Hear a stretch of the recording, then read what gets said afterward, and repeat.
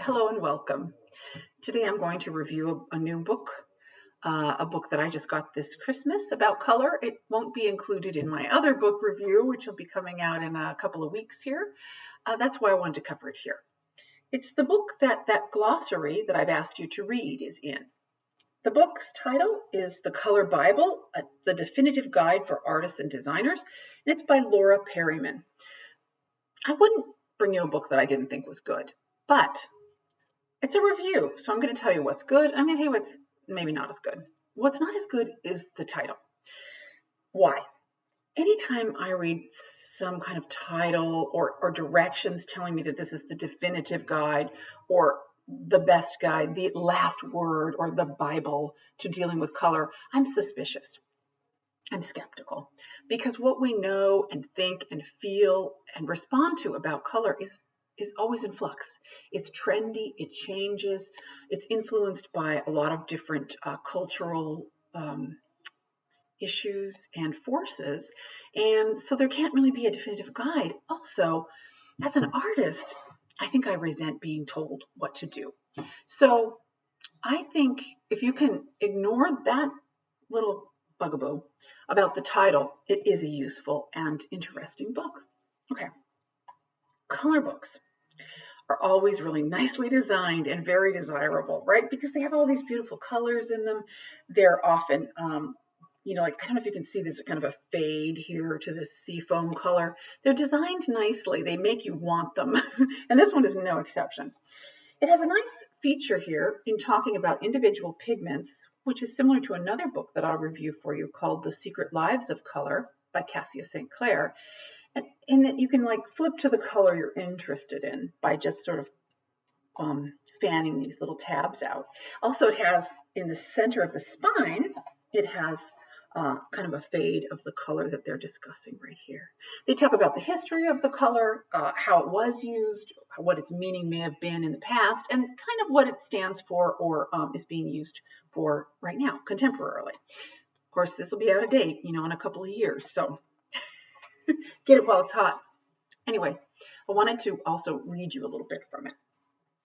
Okay, this is to support my evidence of my theory, rather, about how trendy and changing color, what we like in color, like color preferences are.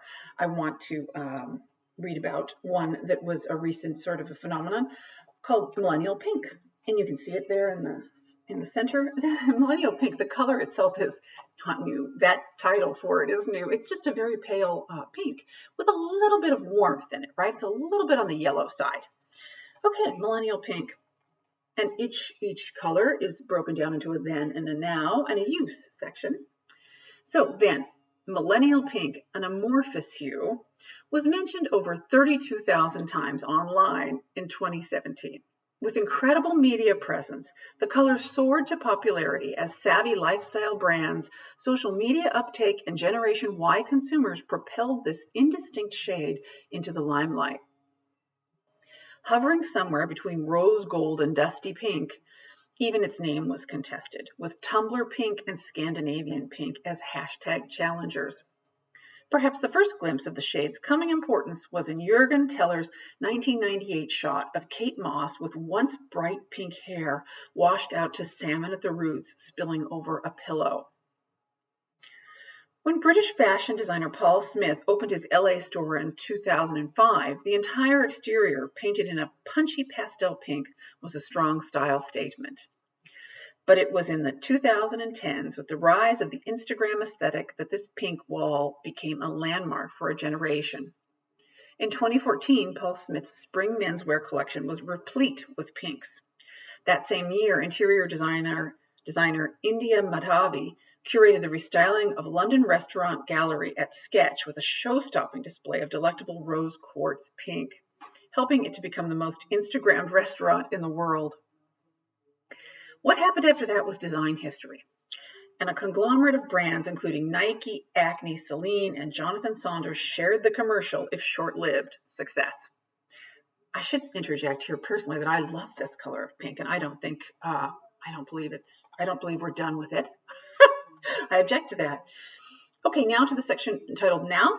The rise of millennial pink was a watershed moment, as with it, the pink family took a new stand against conventional ideas around gender, while at the same time gaining mass commercial adoption. Youth. Take the tone's more sophisticated aspect and play up monochromatic tonality for a contemporary palette. This modern color invites us to consider its use in many applications, challenging conventional ideas of how and where we use pink. So that is a little excerpt from The Color Bible by Laura Perryman, and it's a book I do recommend. But I also recommend, as I would with any book, that you take its directives, its instructions, with a grain of salt. If you find them useful, use them. If you're not so sure and you think, I don't know, I feel that way about that color, you should honor that.